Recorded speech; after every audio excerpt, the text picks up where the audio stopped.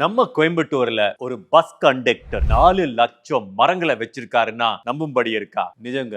Incredible people, incredible India. நம்ம TNSTC bus கண்டக்டரா இருக்கக்கூடிய மாரிமுத்து யோகநாதன் தான் அந்த ஹீரோ. 40% அவருடைய வருமானத்தை இதுக்காகவே கொடுத்துக்கிட்டு இருக்காரு. ஒரு நாள் 2 நாள் இல்ல, 38 வருஷமா இதேதான் வேலையா செய்துக்கிட்டு இருக்காரு. In a short span of time we expect too much. In a long span of time we expect very small things.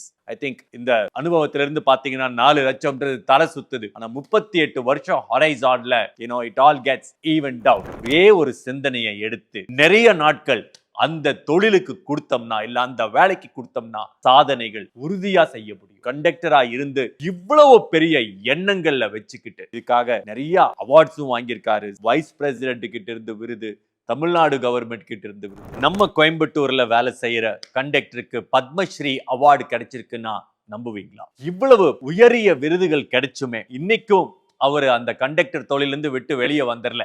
இப்போ நம்ம பாரதியார் யூனிவர்சிட்டியில குயில் தோப்புன்னு சொல்லிட்டு ஒரு 2000 மரங்களை வச்சு ஒரு நந்தவனத்தை ஏற்படுத்திக்கிட்டு இருக்காரு.